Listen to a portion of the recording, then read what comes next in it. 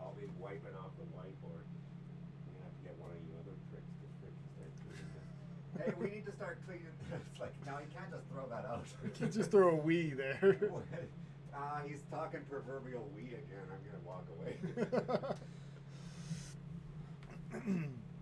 All right. Hello and welcome, viewers, to a very special.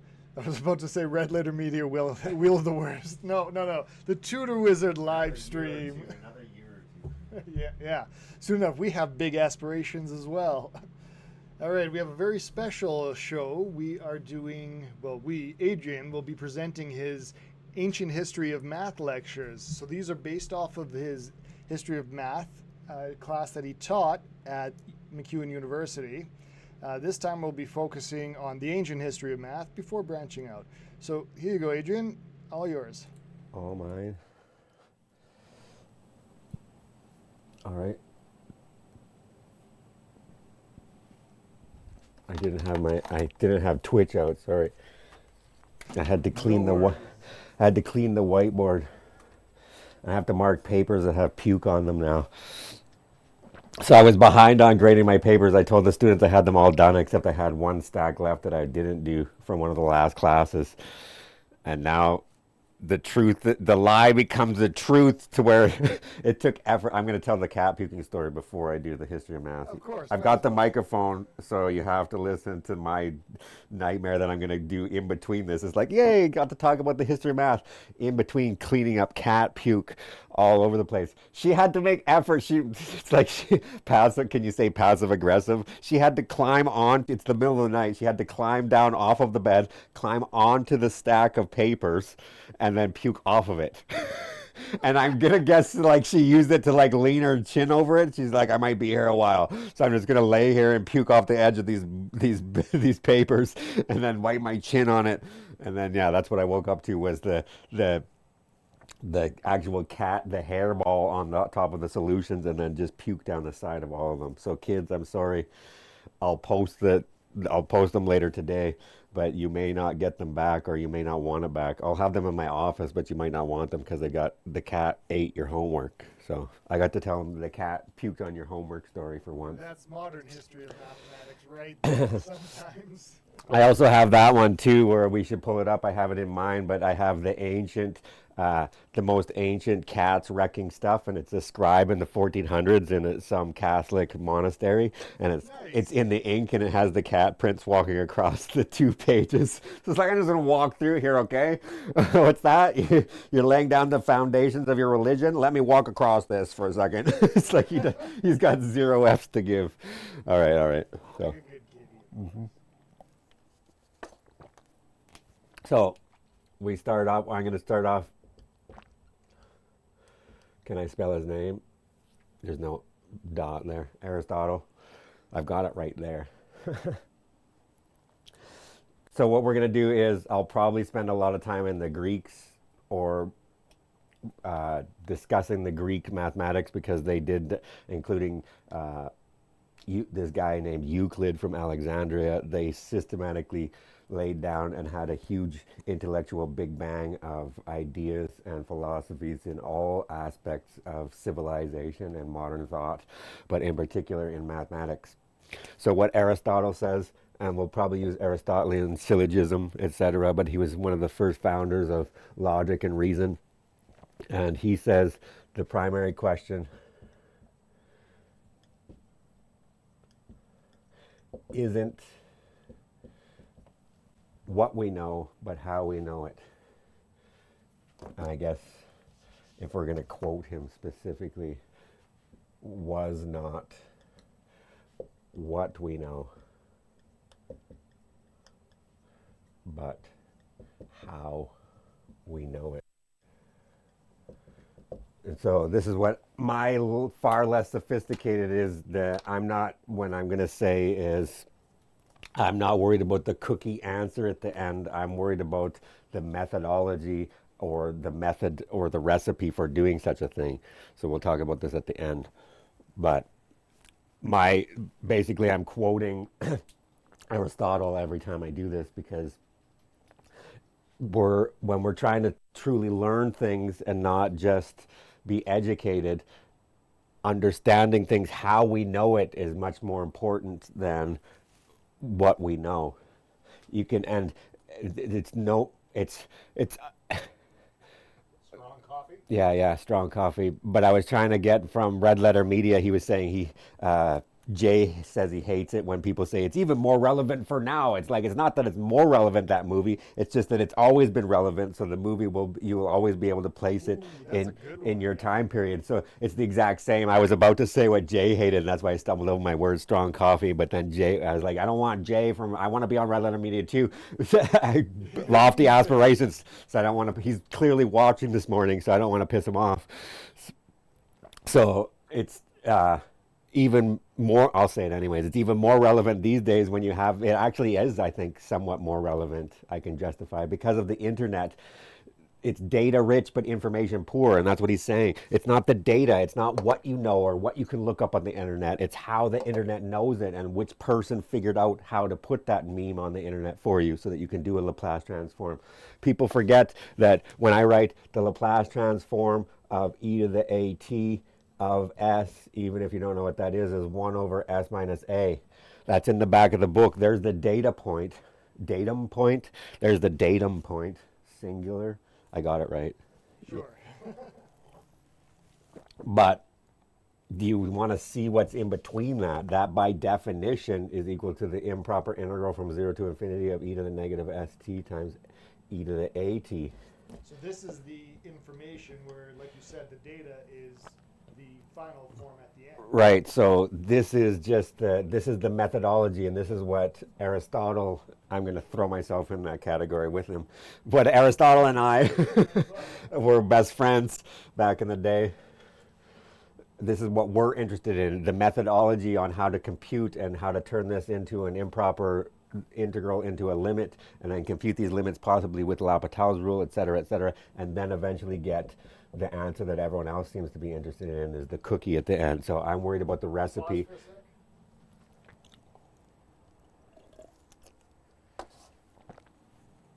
That one's going to be weird. How are you going to snip it up? We'll figure it out eventually. But this is why we might not want to do the full lectures live, because you're going to have to pause me for commercials and stuff. We should just record them, but possibly not live. We'll figure it out. Or we can do some combination of both, right? Or just remind me, what was I doing? I was doing. Yeah, see, it throws me off, and then it immediately, I don't know what I was talking about, and then it's like gone like a poof of air, and I have to grab another one. So I was just like, fuck. So yeah, I'll restart it. Zip, zip, zip. But we'll start at the last line. When you say stop, pause for a thing, I'll have to start rememberizing what I was actually talking about when you said stop for the pause. Yeah, that's. I'll try and. We'll weed out the kinks, but that's the first one that I noticed that's going to be weird Okay. from my point of view, is stopping mid-roll when I'm in the stream of talking about something. It's going to lose the magic for the ad roll. But two birds, one stone, I guess. Two birds, one stone. Kitty, we're back already? All That right, was like a minute and a half. minute and a half. All right. So I'm going to try the line again, because we're going to edit and try and record. Are we going to try and edit these after? I don't know. We can trim them down for sure. So I don't know what I was saying, and then we had an ad roll. But the internet is worried about this cookie at the end, and I'm worried about getting the recipe for it so that we can do not only make this cookie, but we can change the recipe slightly. And if we change the recipe slightly, then we're going to get a total different outcome. And what is it when you multiply t times a to the t? This is what we did last time. You're going to get negative 2 squared, something like this, or negative 1 squared. Again, do you see already? I tried to change it, and I want to do the whole recipe, and I don't remember the cookie answer, so I'm not interested in the cookie answer. Close enough. So it's better to know the information instead of the data. This is minimum effort, maximum effect. What I'm trying to do is, and I'll say it one more time from this before we go on, we'll get to this eventually, but we call this one specifically because of the Greeks the Pythagorean identity. And then we have, I'll write out the cos ones, the summation, subtraction if you want, but x plus y is cos x, cos y, minus sine x, sine y. There's a sine one in there too. I guess we're doing it, but Sine x sine y is going to be, why are these all dead? The new secretary, not that these are from McEwen, but the new secretary keeps stacking the boxes of the pens vertically, and it drains the ink out of them. So then you go to take a new pen. You go to borrow a new pen, and they're empty already. Sine x sine y cos y plus sine y cos x. Why did I do that? Because, well, first of all, why are they calling this the Pythagorean identity? The name, if there's a good name for it, it should give you insight when you research, and this is what we're going to try and help you to do throughout this journey through mathematics and the ages of man and culture. That was another one, Lorenzo, I'm pointing at you, but you can't see. You can see through the camera. But next time we should go through, and once I start doing this, or at some point go through, and I wanted to make a list of, because I'm not actually a historian, surprise surprise, I just wanted to couch the context of math within this, but get like, when did we invent fire and the wheel along all these stories? Because you'd be surprised at how much more we knew about math before we were like, oh, we should make these round things to push carts and stuff, to drag stuff. It's like we already had math before we had the wheel and stuff like that in some contexts. So then we can line up the chronology and try to place in there and remind everybody, by the way, when they were doing this, they had just, Bob the other day just invented the wheel. It's like, hey, Bob, that's a pretty good invention. So then they start talking, once they have the notion of the wheel, then they can start talking about this. So why is this called the Pythagorean identity? Should I leave it and let it hang and let you try to find out how you know it? We could, and actually leave that to our Discord, actually, in the question center. So I'll draw it from here. Here's the hint. This is 1, 0. So you're on the unit circle, centered at 0. Why can you derive this from that if I call that theta? And then why did they call it Pythagorean? And then Pythagoras is a Greek, and he was a quite weird guy, so we're definitely going to get into that story. But my point now being is, after that tangent, pun intended, oh, here he is right here, tangent, after that tangent, this one's secant, this one's sine, okay, now I'm blowing it, and that one's cos. But maximum effect with minimum effort is what I'm trying to give. From this one and this one, I can derive every trigonometric identity I've ever seen. All you need is these two, the addition formulas, and maybe put the lazy plus minus. And if you put those in there, notice that those are upside down because it's the plus one is the minus and the minus one is the plus. But from the Pythagorean identity and the addition subtraction formulas, I can derive everything you want, including, I'll start you off, you can try this one on Discord. Sine 2x is, oh, sacre bleu, x plus x. And then you're off to the races. And then I don't have to memorize what the formula is. I memorize how to derive it. And that's the button Lorenzo hit about 2 minutes ago what made me go on that rant, was that, yes, maximum effect through minimum effort. And I'm not trying to memorize these things. And you can see when I do it every time, I'm like, I don't know. If you ask me what the tan double angle formula is, I have no idea, because my mantra is turn everything into sine and cosine. And I don't even know in most contexts why you would need the tan one. What I need is the cos one and the sine one. And then I'm off to the races. And then why is there 3 of them for cos 2x? Well, you can play the first trick here too, cos x plus x. And I have no idea what we're going to do. We're going to go back to the mist of time in a second. But let's talk about Aristotle and the primary question and the maximum effect. So from this one, you can get cleverly that it's going to be cos squared minus sine squared, because you put an x and x in there. But why is there 2 more for this one and not for that one? Discord, tell me that one. Hint. I claim that I can derive all the other ones, including the other 2 versions of this double angle identity, from this one and this one. So it has to be this guy somewhere. This has all kinds of completion of squares in there. And then it has the daughter ones. Divide by tan, or divide by cos squared, and you're going to get 1 plus tan squared theta equals secant squared theta. I've just derived that one. Divide by this one by sine, and I'm going to get cotan squared theta plus 1 equals cosecant squared theta. And then you can get all kinds of, if you want to move the 1 over, that's minus, and then you get difference of squares, that's hitting a different nerve. So it's the things that I know, the maximum things that I'm memorizing, the maximum effect I can get is from memorizing a few core things. This one is, I can't help myself, secant theta minus 1, secant theta plus 1. And then what they do is they live their life forwards and they look at that identity, and then they'll give you an identity with just this guy in there and erase what I just did. And you're like, I don't know what to do with this guy. It's because you need to start at the beginning and rely on and have faith in a wizard that everything that you can derive in trigonometry is coming from this one and this one.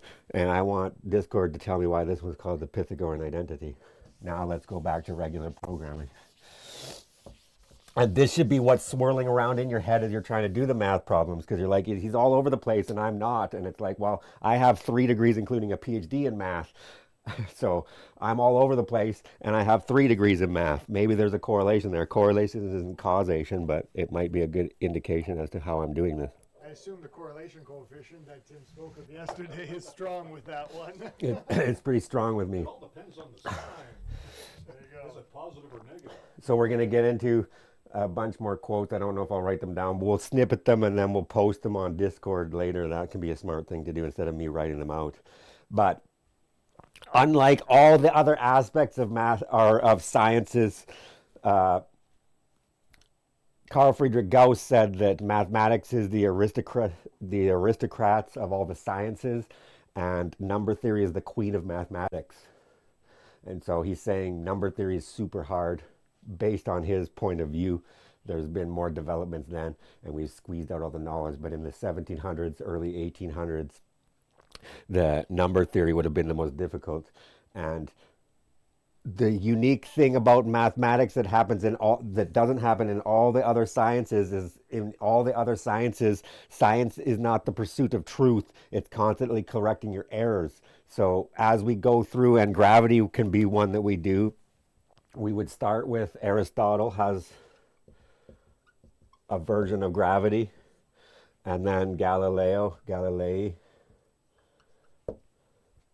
When I was at the tomb of Galileo in Firenze, Italy, the person was asking, because they're like, this is Galileo, and they're like, does anyone know his last, or is it his first name? Is that his first name or his last name? I think that's his first. That's his first name. So, and I was like, the nerd in the back is with the tattoos is like, this guy knows it's Galileo Galilei. They're like, holy crap.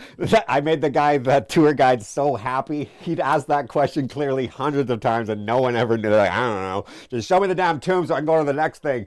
I'm going to go tickle the balls of David next. It's out in the piazza. I thought I would forget about that one. It's in the same city. It's in the same city. And I got to go see his house where they freaking had him locked down. And where when he still left the Vatican, or the Inquisition, he said, still it moves. What is it in Italian? He probably said something along the lines of Mova Angora. Yeah, still it moves, still it moves, still it moves is what he said. Screw you guys. And then we have Newton come along. Newton was kind of a little bit weird too. It's a big surprise. And then we have our friend Einstein. So let me just correct my translation there. Yeah, et pour se muove. So that means. I was going to say, you can also probably, it moves. yeah. You can probably look up the whole story on Wikipedia. Is that what you just did? Yes. You're like, yeah, whatever. It looks like an older form of Italian too. We should remind me to do this. This is our first one, so we're starting. I'm a little bit unorganized at the best of times, let alone when we're farting a new series. Did you hear that? Starting a new series. That coffee's good. What did you put in this? Bailey's? Yeah. And some other illicit materials. We just started giving him We're doing a statistical data analysis. He's the guinea pig. He doesn't even know it. It's like, yesterday I was like all kinds of fucking, yeah. And then I powered down. When you guys left, I crashed. It was, the hell was that? It's Freud. I found this new stuff. It's great. It's never going to have any bad side effects or anything. I'm going to fucking save the world. We're going to sit down. We're going to talk about our feelings. It's going to be great. We're going to call it talk therapy. It's like, slow your roll. Slow your roll. All right, so the big difference between all other sciences and mathematics is, this is why I started funneling into it when I realized this foundation. In all of these things, if I talk about gravity, this is what all these guys are trying to explain.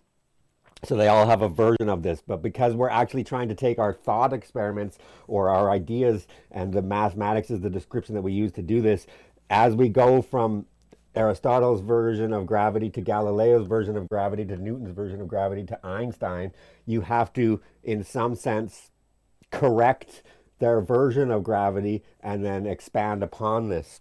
So, starting out with this one, which I know the most about, but we do have, where is this? I'm going to run and get it. You are muted for the time being while you search for the. Oh, you got it already. Okay. I know where they are on the shelf. It's Organized Chaos. It's Organized Chaos. It's called On the Shoulders of Giants by edited with commentary by Stephen King, but it's the original works of Copernicus, Kepler, Galileo, Newton, and Einstein. It's their original works in their own words, just translated into English by that nerd Stephen Hawking. So we'll probably use this as the reference. And that was the other thing I was going to say. We'll put in Discord all the references for the books I used and the major books I used for the classes, and we can start putting up the homework if you want on there. Yes. Viewers, you will all have homework assignments. There's going to be homework soon. I'll do it too. I like doing it. But to talk about in between this one, Newton gives the first mathematical description of gravity. It is directly proportional to so there's the word the direct proportionality, but it's directly proportional to the two masses and inversely proportional to the square. I'm not doing Einstein's. We'll do G mu nu equals 0. I'm not writing it out. But from this one to this one, what we have to do is get a different description. And this one might be Mons. So at a certain distances, the force due to gravity is directly proportional to the individual masses that are involved and inversely proportional to the square of the distance between them. So if you have the two masses, M and M, Einstein or Newton is looking at this and he says, well, if this is R, he derives this equation, which should describe gravity. But it's a different spooky action at a distance. The spooky action at a distance that Einstein was talking about was not the same spooky action at a distance that Newton was talking about, but they both came to a point in their theory where they didn't understand anymore, and so it becomes essentially spooky action at a distance. For Newton, he knew how to describe the gravity, but then we learned from Kepler that it wasn't, and this is also the what do we know and how do we know it. Ptolemy thought it was perfect circles and then epicycles along, and then he could describe what was happening in the universe when he looked at we're here. And so if you're looking at the other planets, if you're looking at Mars and you're looking at Earth, I don't know, see, this is where I was like, I don't know what we're going to talk about today, but we're going to get into it. But if you look at this from our perspective on that oblate spheroid, there would be retrograde motion sometimes and all these types of things. And they were trying to figure out how to do this. And so Ptolemy, I don't know why the P's there. Do you say a P in your voice? It's like Sean DePaul. It's like, there's no duh there, Sean. I'm Sean DePaul. It's like, I don't see the duh in your name, Sean, but okay, Sean DePaul. It's I guess, it's like you know your name, but hey, Sean, there's no duh in your last name. It's just Paul, Sean DePaul. So I don't know why the P's there, Ptolemy. But the point being, again, is it's a mathematical tour de force. Ptolemy can accurately describe what's happening in the universe and he can predict all the celestial things, but Kepler comes along and realizes that it's not these weird epicycles on little circles on circles, it's ellipses. And if you put the sun, this is Copernicus, first puts us at heliocentric, and then the Earth, and they're almost circles except for Mercury.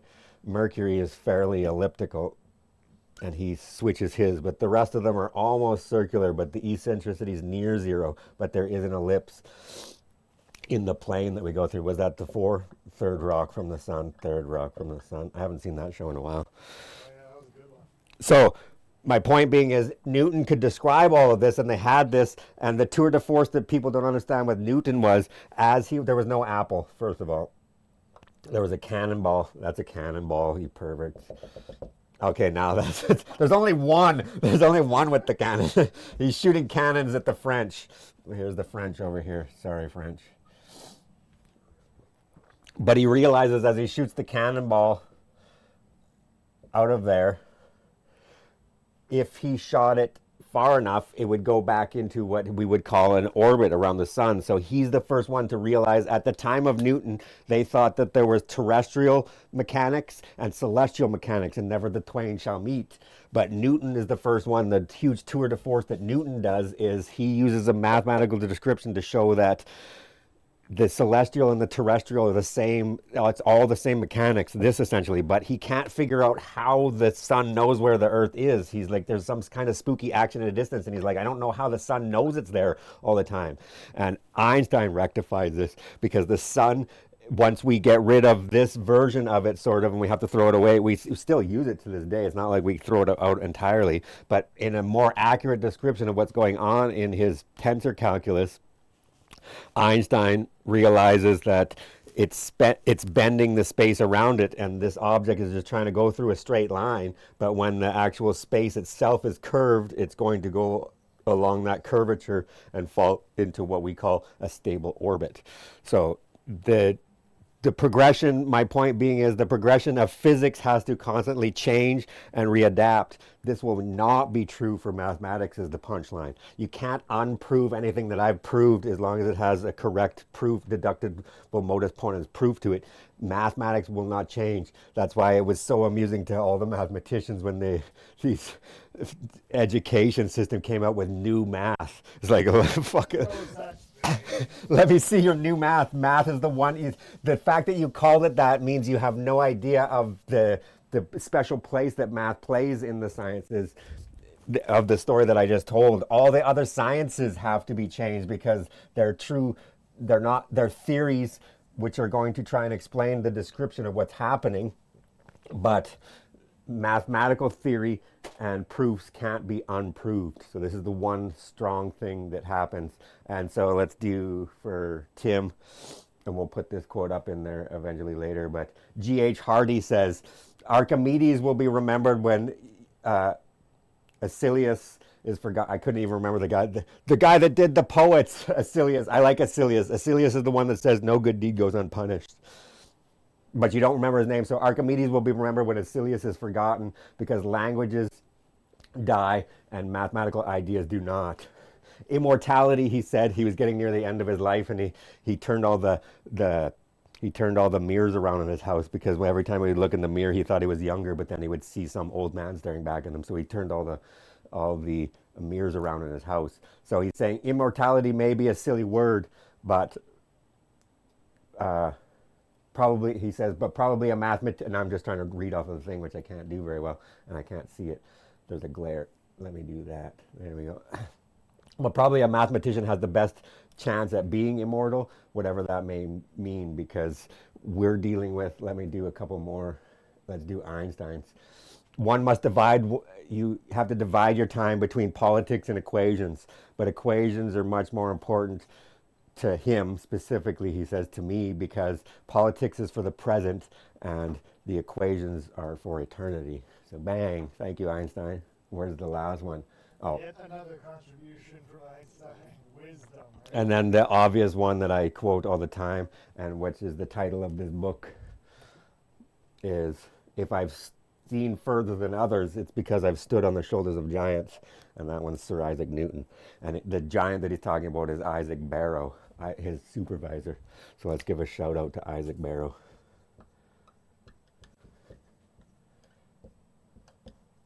I don't know if he's plural. Barrows?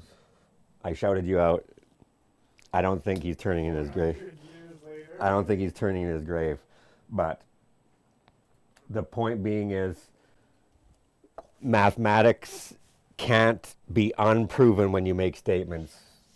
So regardless of what Big Brother says, once you prove 2 + 2 is 4, it can't ever be 5. We proved this mathematically. Bertrand Russell actually did it, but he said 1 + 1 is 2. That was the Barney math. But 1 + 1 is 2. And once you prove this, you can't unprove statements. What's a baby statement? They were proving stuff yesterday. What's a baby? Baby. In the Discord the other day, they were proving congruence mod M or something like that on the screen yesterday. When No, it wasn't in ours. It was right after you. It doesn't matter. It was right after you moved. I can't think of the thing. You rated everybody. Wherever we rated, they were proving certain little things. Let's do this one because we're going to go on the journey. So, what happens through the mists of time? Now we're going to start the journey of numbers.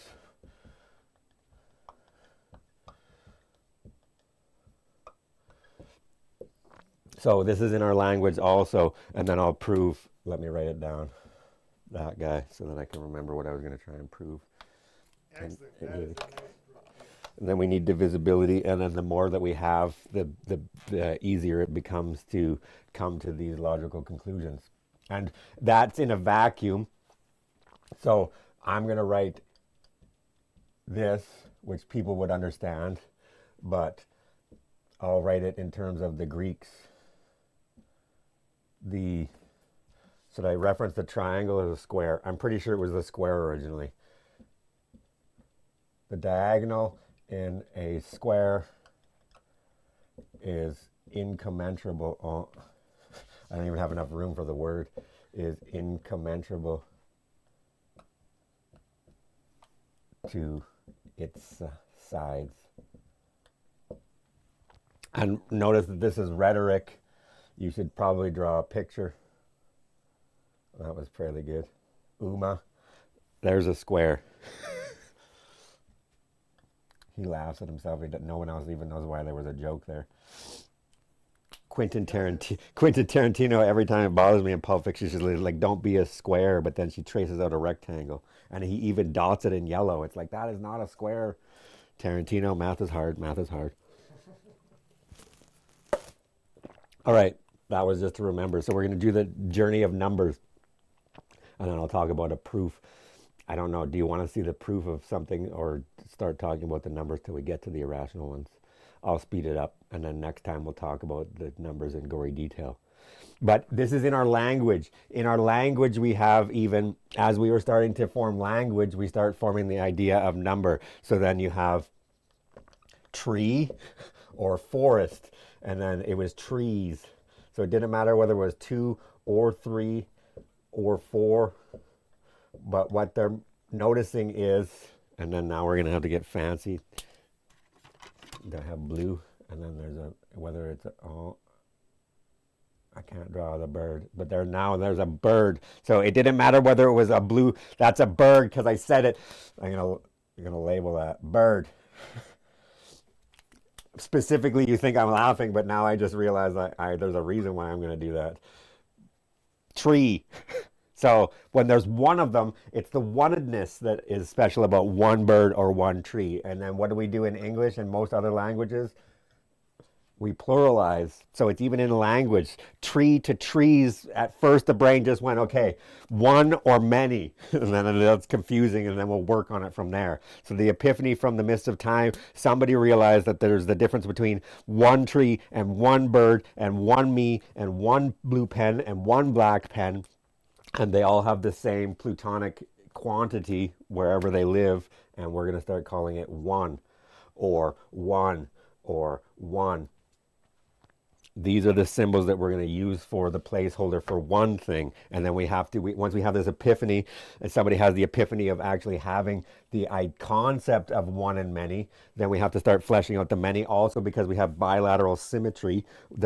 Pairs were in there, so we have a word for it in English and all the other languages, but pairs meant you could have two things. And then you can have two, or you can have the other two like this, etc., etc.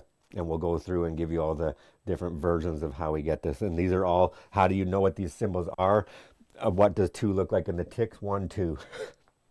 Or 2 pebbles. And so they're using actual pebbles and sticks eventually in the Mayans, etc. But this is the first distinction between one and many. Greek, coincidentally, has a 2 form. They have a singular, a 2 form, and then a plural. Hello? He keeps looking up and being like, hello, are you coming to get me soon? My daughter might be showing up and the door's right above us. We're in the basement. We're in the cat cave. So this is the first distinction between numbers. is that we have somebody had the epiphany in the midst of time to distinguish between one thing and many things, and then in the many categories they started distinguishing between pairs and threes and fives, and then counting, and then most likely we use 10, which is two groups of five because we have two hands that have 5 digits, or we can get into the accounting in the markets, which has the 12, and then the French's silly idea of cutting the middle between decimal and duodecimal and using the unidecimal. That's a very political solution to a mathematical problem. So they were clearly like, that's stupid and we're not doing that. And we stuck with base 10. But that's the journey that we're going to go down. And what time is it? 1, 2, 3, 4. It's 1, 2, 3, 4 right now. That was convenient. So Paul Erdos says this is like asking this is like asking why Ludwig von Beethoven's Ninth Symphony is beautiful. If you don't understand, then I can't explain it to you. Numbers are beautiful, and if the numbers aren't beautiful, nothing is. He says. And this is Paul Erdos. We can get into Erdos numbers. Volker Runde has an Erdos number of 3, I believe, which means he published a paper. Yeah, wow. I know a guy who knows a guy. We'll get into Erdos numbers, but that's the, what is it in Hollywood? It's the 3 degrees of freedom, 6 degrees of freedom from, of, who is it in? It's, what's, no, there's another one, the white dude, Kevin Bacon. Oh, right, 6 Degrees of Kevin Bacon. Yeah, who's been in it? The white dude. It's like we all look the same. We all look the same apparently these days. Kevin Bacon's like the So yeah. He's the beta now because he's slapping people. If you're gonna punch someone, punch them. Why would you open hand slap? I'm just saying. Die ganze Zahlen hat der liebe Gott gemacht. Alles andere ist Menschenwerk. This is Leopold Kronecker. God created the integers, the rest is the work of man. So now what we're going to switch into finally is, after that individual journey, of we need a numeration system. So this is what we're going to talk about next, is numeration systems. And so once we have this concept, and then you can throw up the Ashango bone, which is a baboon bone from Africa, or the Morova bone, which is a wolf bone. We had etchings on these bones, which Lorenzo's putting up on the screen temporarily. And so what they needed to do is start recording their ideas, and how we have from even about 30,000 years ago that are 18,000 from the Ashango bone, 18,000, I think 30,000 from the Morova one in Europe, and in Africa. It doesn't matter which one, just one of them. How we actually know that we were counting, etc., that far back was we have notches and groups of numbers represented on bones because they were recording and doing tallies. That we have the quipe and these types of things, the ropes that we had in South America from the Aztecs and the Mayans, etc. And then the Chinese were fairly proficient at inventing things, including gunpowder and everything else. So they were writing stuff down for quite a bit longer. I'll leave that one alone too. But China didn't seem to involve themselves too much in any specific religion or big one religion, and they had a lot of sciences because of that, I'm going to guess.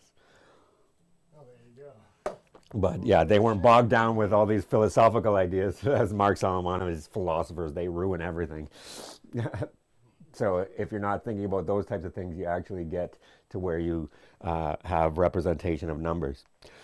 So what I'm saying is you have the modern, and you already know it, and I'll write them down for yourself. 1, 2, 3, 4, or this is how I symbolize them. Yours might be slightly different. 8, 9. And then there's a guy named 0, and that was the Epiphany. So let's tell the story of roughly, this is going to be decimal, or base 10 in Latin, the decimal system. And notice that 10 has no symbol is the first weird thing that you notice. 10 is two of the other symbols put together. So this is what we're going to start meaning by positional system. Why is this good? And this one, X never marks the spot unless it's in the Last Crusades of Indiana Jones. So the whispering's worse than just talking regular. It makes me want to hear what you're saying, and then it totally distracts me. It's just like fuck. No, I don't know what I was. I don't know what I was gonna say. I don't know what I was gonna say. X never marks the spot. Last Crusade, Indiana Jones. Yeah. I lost it. Just a second. So, the train falls off the tracks. So we're going to do the journey of why is decimal good and the Roman numerals are bad. So let's go through the Chinese one first. This is a number in the I Ching dynasty of the 9 chapters of mathematical art. This is a number. Let's do...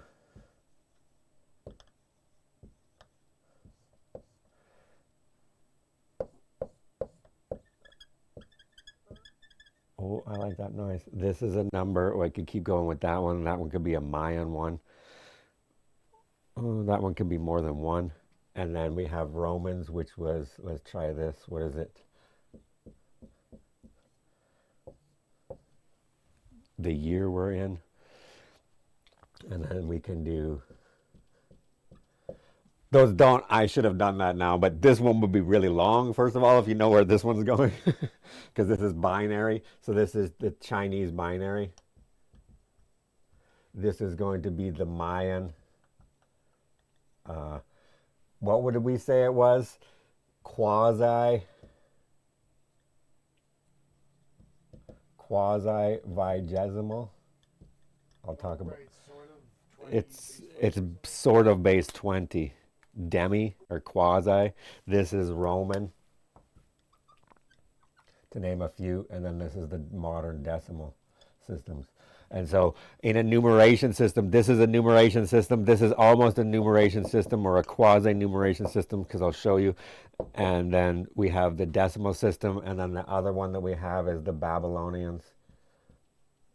I'm just writing it down because I like the Babylonians. Someone was trying to tell me I didn't like the Babylonians. How dare you, Winter? How dare you? And I just want to write sexagesimal. But then I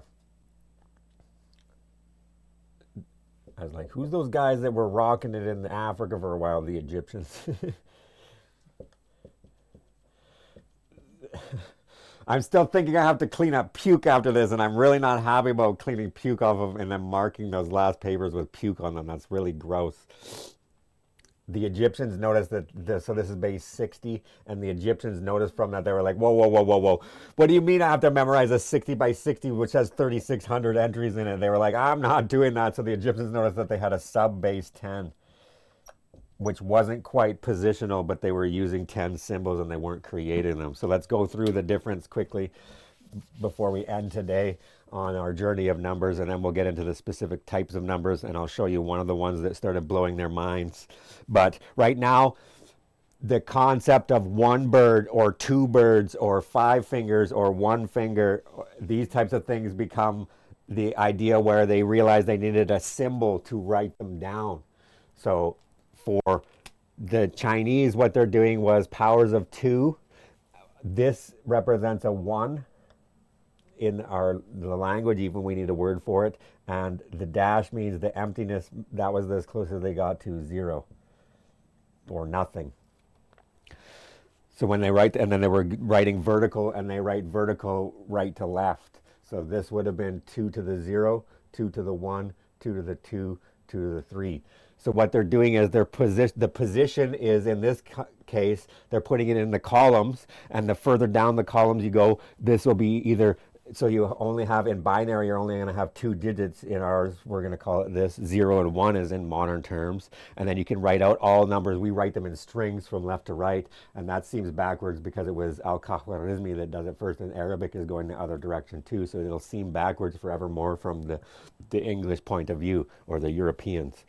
But for the Chinese, what they're doing is vertically. So what number is this? This is 1 times 2 to the 0 plus 0 times 2 to the 1 plus 1 times 2 to the 2 plus, I like this blue, plus easily amused. 1 times 2 to the 3 colors.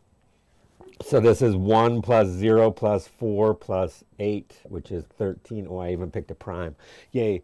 So that's what, in modern terms, what they were doing for a representation. And everybody independently in these in their different cultures are trying to come up with a numerical representation for numbers. And the best kind is China already has it immediately. All they realized was maximum of kung fu, maximum effect with minimum effort. All they needed was two things, on and off, 0 and 1, and they can describe every number in the universe. Eventually, we're going to need to do some stuff with the irrationals, and we'll go back to the Babylonians and approximating the square root of 2, and we'll do that at the end today.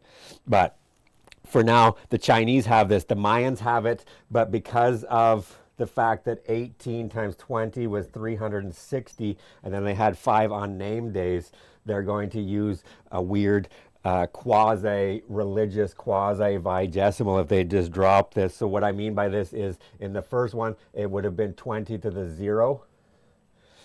Then they would multiply by 20 to the 1. And then in the next power, they weren't actually multiplying by 20. They were multiplying by 20 times 18. So other than that one, and then from then on, if you put another number in there, it would be 18 times 20 squared. And then another one would be 18 times 20 cubed. So then they started. So it was almost, but because of this religious aspect in their culture, that they had the 360 days plus their 5 unnamed days.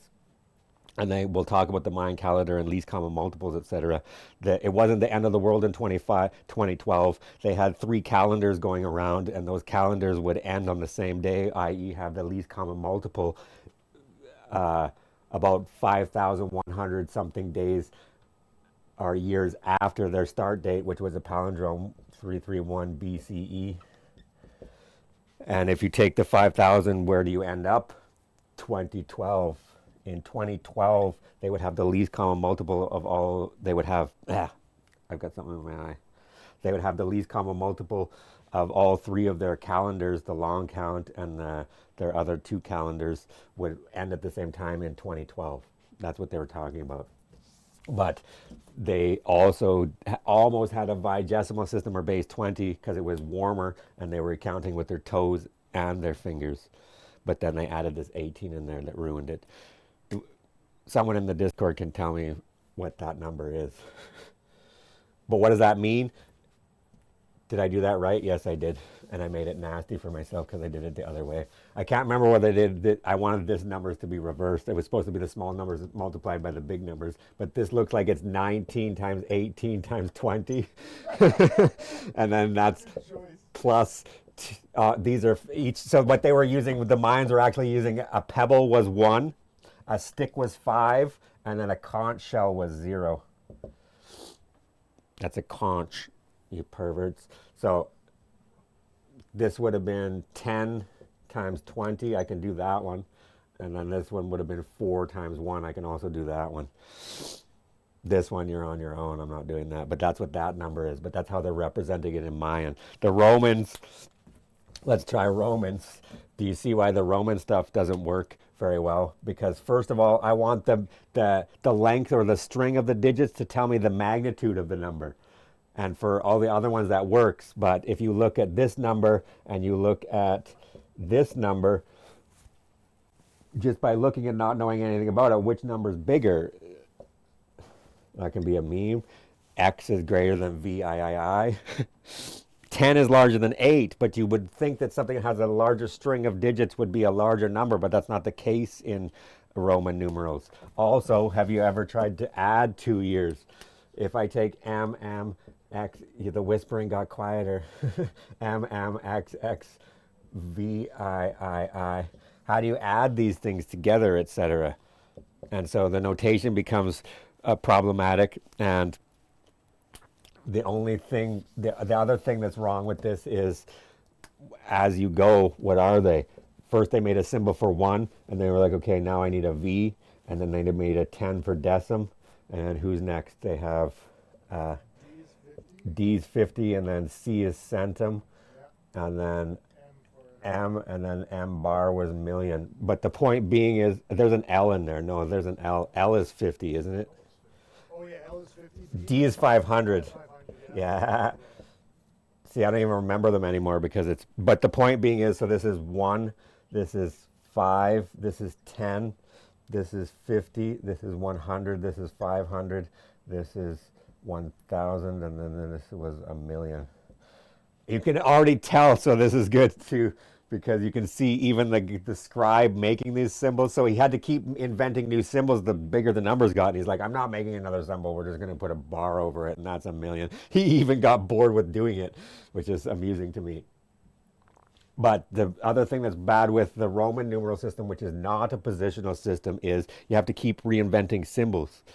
And so it's in India. And then how would you get that? You could take how would you get where you would go from some kind of symbolization like this, where they have the idea of writing down the symbols for numbers, but then it doesn't work really well with arithmetic. And the Egyptians, who were fairly close, who took from the Babylonians out of their base 60, they took a base 10, but it wasn't quite positional. How do you take that and have the epiphany of the true positional system? And it's in India, because they had these grandiose, again, philosophical and religious notions of folding, or having a piece of someone's writing works of art or science, etc. And they pictured how many pieces of papers it would take if you had a piece of work that would go from here to the moon. How many pieces of paper would that be?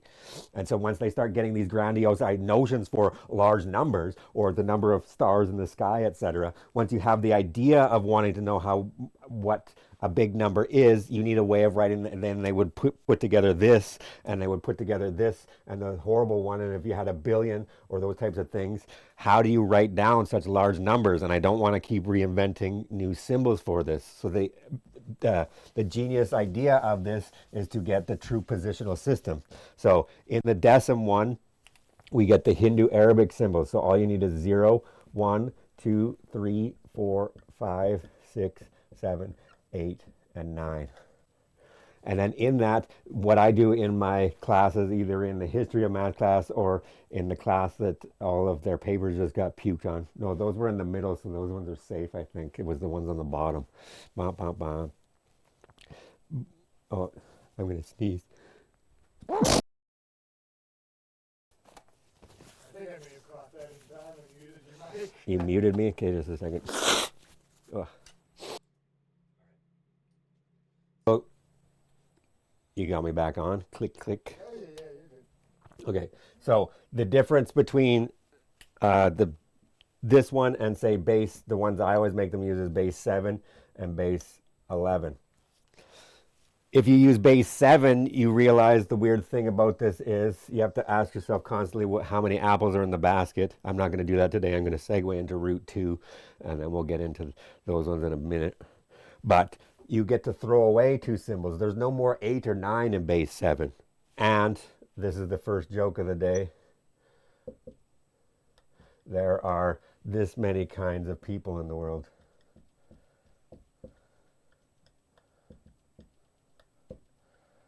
Those who know binary and those who don't. So, so 1 0, let me give you a hint to the answer. 1 0 in base 7 is 7 in base 10. Because what the positional system is saying now is this positional system 10 is 7, because that's one group of 7 to the 1 plus 0 of 7 to the zeros, which is exactly a 7 base 10. And so this is what we're doing. But the magic of it at first, you realize, is that you've deleted, and you didn't have to do any effort, because we already had the symbols for 0 to 9. So if you use a base that's less than 10, you don't have to come up with a new symbol. But do you see the epiphany that I like to show the students is once we use base 11 and it's larger than 10, then 1 0 in base 11 is 11 in base 10. That one hurts your brain for a second. But this is 1 0 now. And so what do you have to do here? I have to get 8, 9, and then classically I use the Greek letter alpha. You need a single symbol. You get to invent a new symbol, just like Brahmagupta and Aryabhata and Muhammad ibn Musa al-Khwarizmi.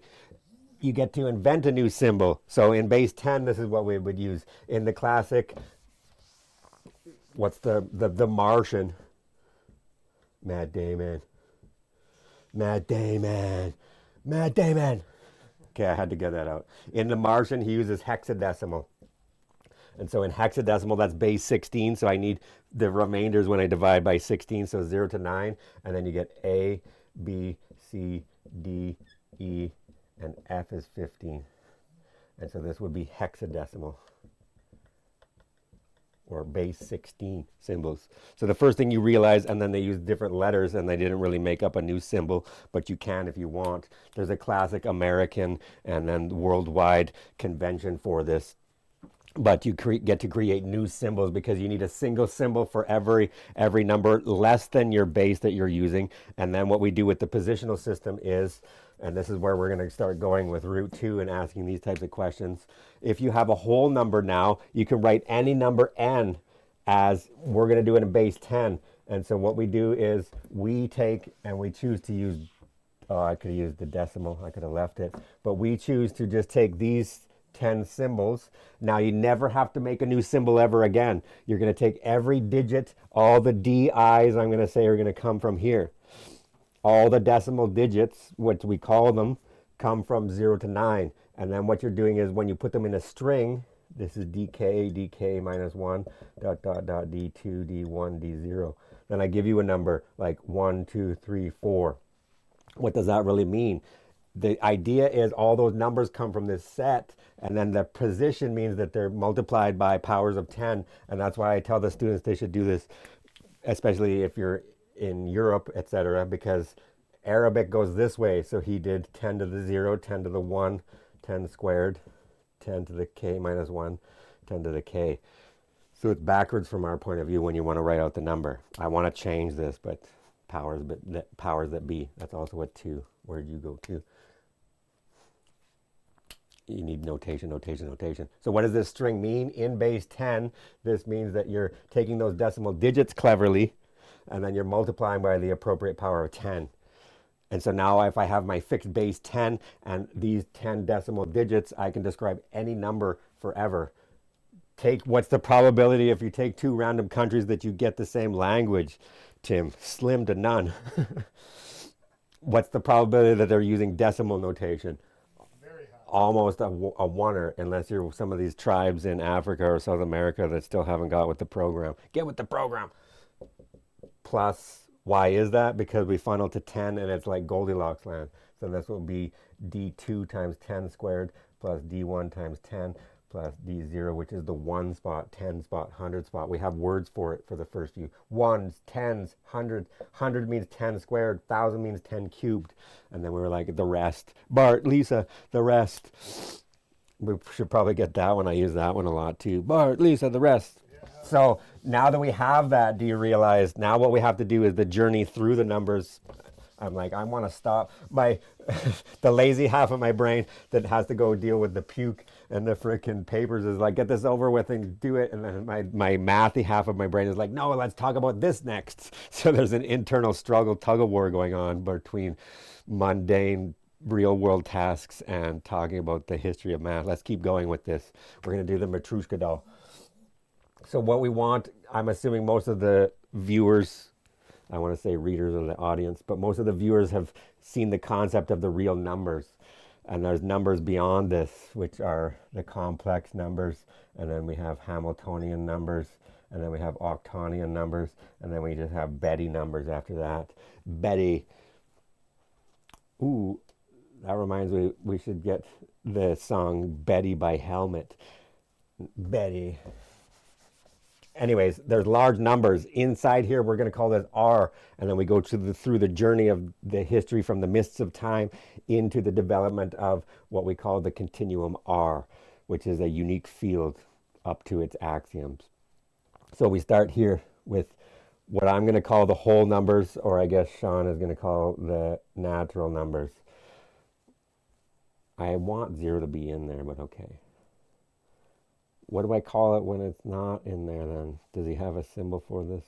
I guess he's just going to go from that. I'm going to skip my stage. I like to talk about what we would call W as the whole numbers or the natural numbers. And then when you add 0 to that, you get the natural numbers.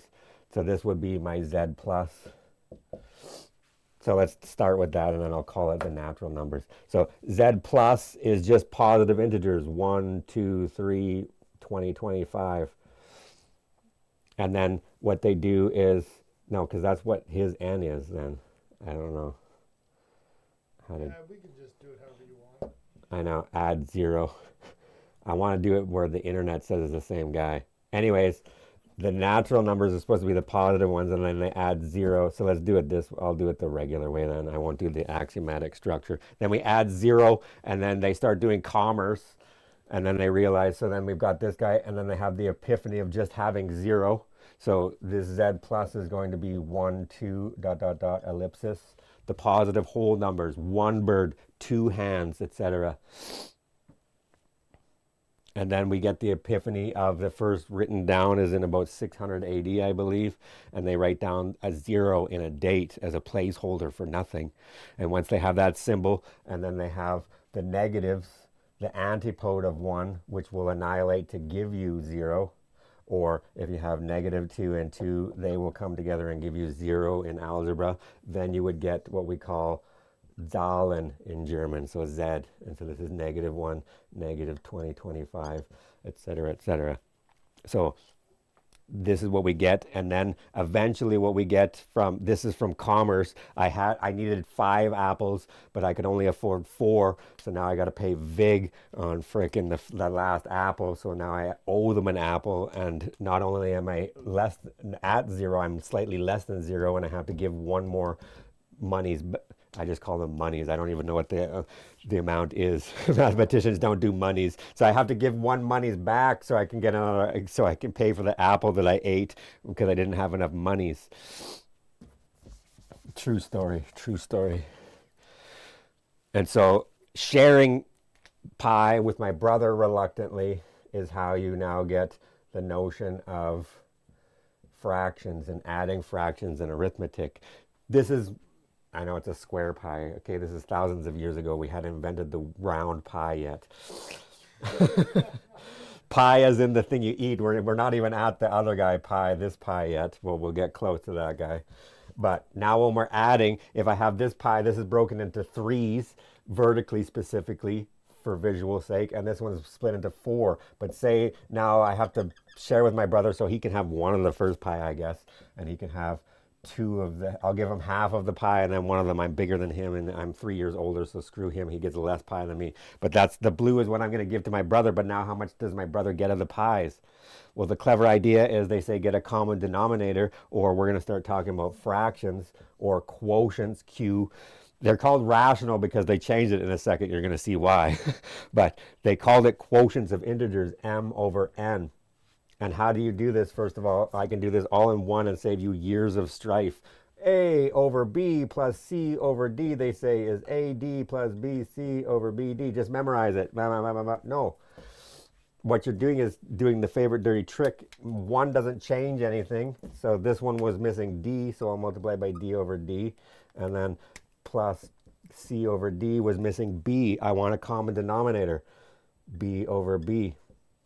So then look, you get, that's exactly, once you have the same common denominator, which I'm going to do here, 1, 2, 1, 2. Oh, sorry. Those are equal because I say. Plus I did that on purpose so my brother gets less somehow.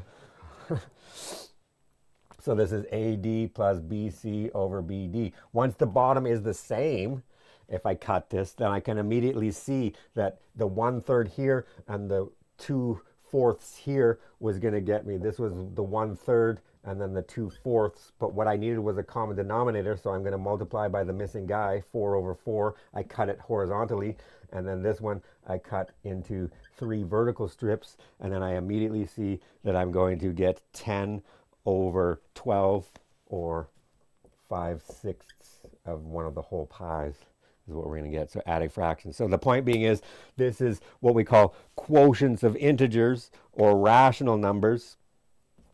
And we're going to see that they didn't even give the irrationals a new name. What they're asking now is, Q is the set of numbers. Can you see the blue? Or, yeah, okay. I'll keep using it a little bit. But Q is going to be m over n, such that, using set Brillouin notation, m and n are integers, and n can't be 0. You can't divide by 0. There's another way of doing that, but we'll leave it like that. So this is what they call the quotients, or you're going to see why they call it rational. And so what they asked themselves eventually, the Pythagoreans, we're going to get into it, but the Pythagoreans are doing a bunch of geometry, etc. So now I have a square, or I have a circle, and I have a diameter, and I have a circumference, and I have a diameter, and then I have a side, and then I have a diagonal. And what they're saying is you cannot, if I make this ones, it should be nice and easy for what I want to do. What the Pythagoreans were doing was doing ratios of certain geometric objects, and this turns out to be pi is the definition of the ratio to circumference over diameter in any circle, and it's always the same number, and it turns out that one is irrational. That one's a little bit harder to prove, so I'll leave it for today. But this one, the root 2 here, comes from the diagonal in Pythagoras's. That's a hint to the other one at the beginning, co squared plus sine squared equals 1. But I'm on this unit isosceles triangle, right triangle, and I see that 1 squared plus 1 squared has to equal d squared. That's Pythagoras' theorem. And so I see that d has to be a length, so it has to be the positive square root of 2. But what the Greeks realized was the diagonal in this square, or the hypotenuse in a unit isosceles right triangle, is incommensurable to its diagonal. The hypotenuse is incommensurable to the legs, either of the legs, which means you can't take a unit amount of that and get, no matter what unit you get, and get an actual integer multiple of them. They're incommensurable. So what that means in modern times, and we'll finish off by proving this, that there is the existence of these horrible numbers. They killed a bunch of oxen and threw Hypaepus overboard. They weren't happy with this when he proved this for the first time. But please don't do that to me. I'm just going to go mark papers and clean some puke off of stuff later on today. But this is what you can't unprove. Just like all the other sciences, you have to constantly correct your errors. Proposition Joe, what do we got? We got questions? Oh. I can't see him. Is Fembox fan in here again, or what? Yeah. Oh. Shout out to the Finbox fan. Ratio. Yeah. Well, the reason they called them rational and irrational is because there was going to be these numbers, and that's what we're going to segue into next time for the Babylonians. But proposition, the square root of 2 is not. Oh, right. Now I'm trying to write it like Fembox fan. Is not in the ratios, is not irrational, which is Q. So it's not in there. So how do we do this? We're going to use some Latin, reductio ad absurdum. All the black pens are done. So that's a good spot to pause for a minute. Okay, just a second. I had a bunch of black pens somewhere. I don't know where I put them. They must be upstairs. Wah, wah, wah. They're all half empty. No, that's the good blue one. Blue's looking nice, actually. Is it? Okay, I'll keep using it. I didn't know if it was too light and you can't see it or not. I'd let you know. That's good.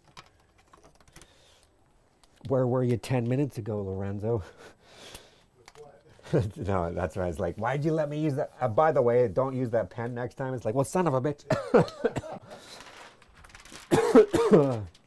Are we ready? Jeff Goldblum just trying to sell me an apartment for the next few seconds.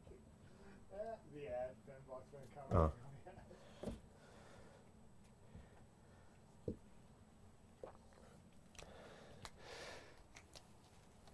So today I just started telling the story of this, but we'll get into the Greeks in specific. But this is, Yeah, it's been a great introduction.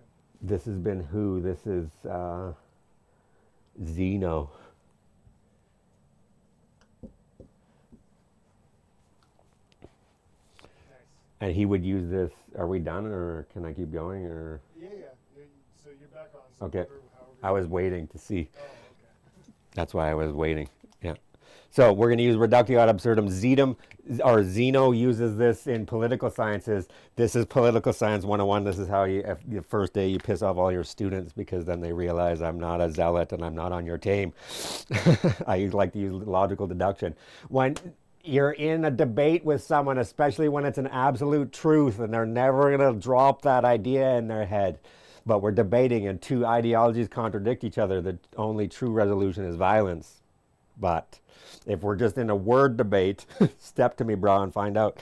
We're going to do the F around and find out chart one of these days, too. The difference between this one and this one and this one. So Zeno says and realizes you can never convince them of your argument. What you have to do is tear theirs apart and show that it has a fallacy. So this is what we're going to do. We're going to do it not in political science, which I really want to do these days, but we're just going to do it in mathematical realm. So what I'm going to do is we're going to assume that root 2 is rational, and we're going to get an absurdity underneath that. And so what had to be wrong? Your assumption had to be wrong, so you have to throw away what your original statement was.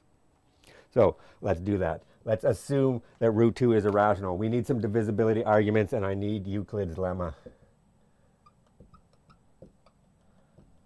So already we're doing the deduction in this, and this is the one thing I realized as I started doing this, that I didn't prep chronologically ahead of time. Euclid, coincidentally, is the same 13 elements Euclid, and we're still in the Greeks. This is Hypaepus proving this using Euclid's facts from his 13 elements, which he would have had, I'm sure. So what this says is if P is prime and P divides a product, then it divides one of the factors.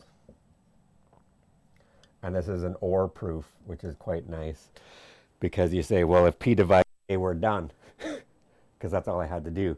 So now assume that P doesn't divide A, and we have to show that P divides B. That's how you do all ORs. If it's any statement, prove this or this, you say, well, if this is true, we're done. Check, because an OR is true as long as one of the disjuncts is true. A conjunct is true if and only if both conjuncts are true. The difference between conjunction and disjunction, you call it and or. But that's how we're going to prove it, essentially. And I need this in there. I won't prove it. You guys prove it in the Discord, etc., etc. Homework for the watcher. But that's the only thing I need. And last time I checked, 2 is the loneliest number if you're in the set of all primes, because he's the only even prime. But 2 is prime.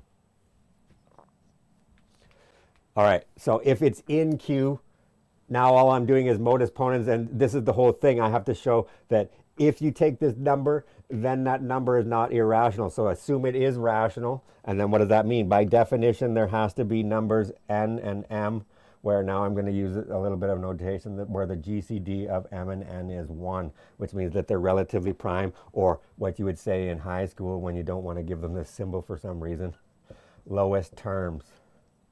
They're in lowest terms, which means you can't cut anything out of them. They have nothing in common.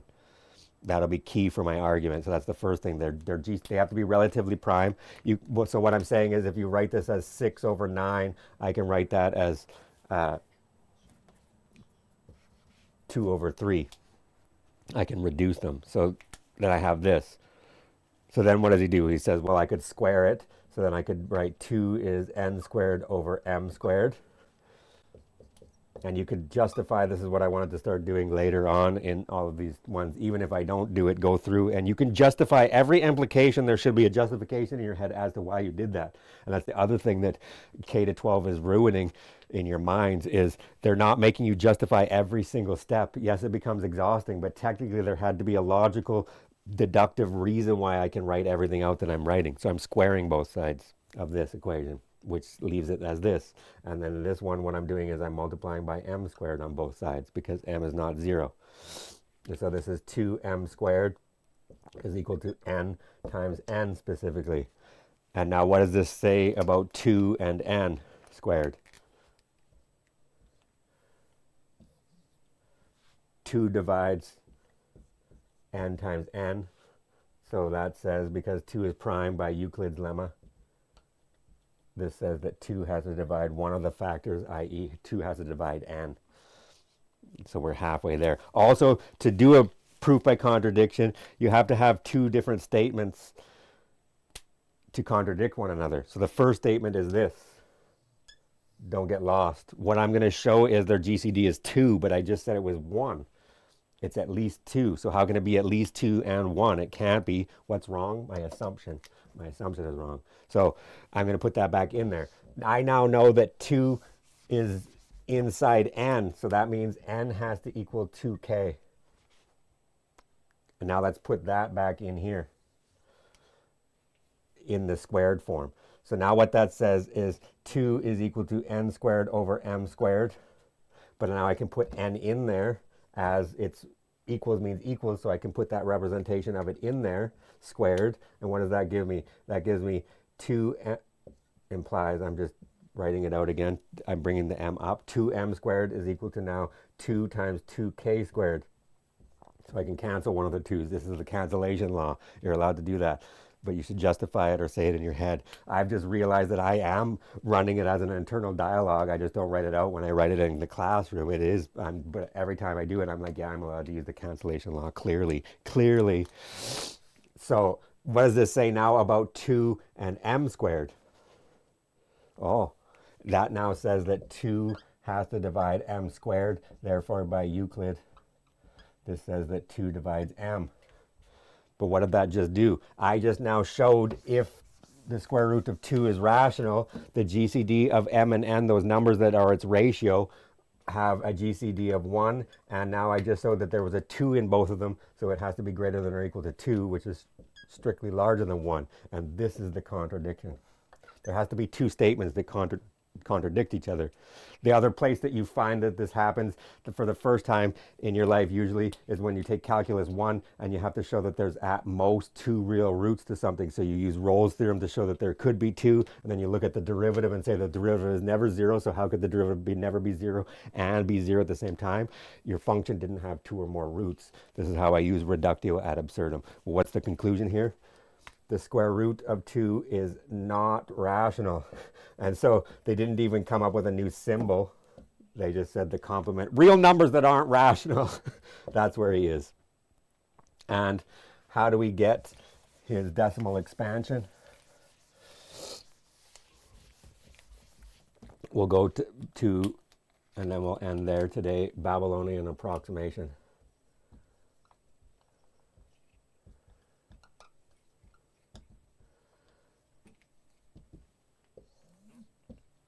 Let's do root 2. So first of all, what you need is an initial guess.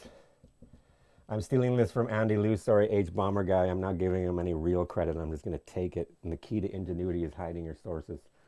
I'm stealing it and I'm giving no credit. Try to get me. I keep referencing H Bomber guy because he had that big plagiarism YouTube video that he put out where he tried to cancel a bunch of people that he doesn't like.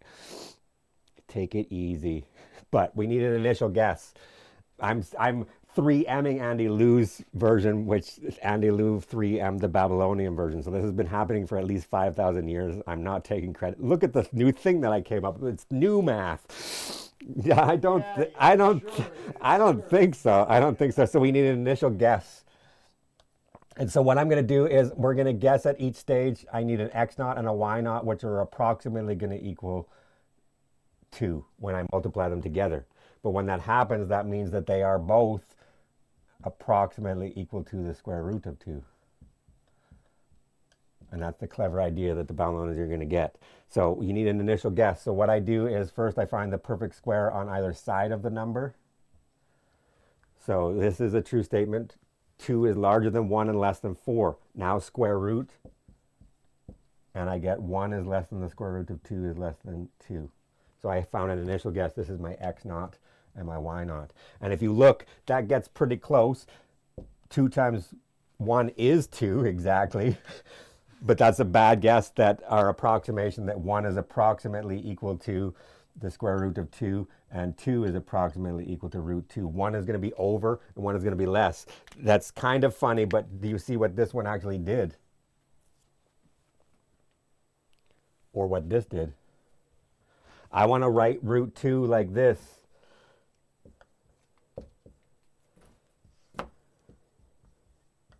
With decimal digits. We already found this guy. It has to be a 1. He's strictly larger than 1. So whatever he is, we already found the 1 digits in our initial guess.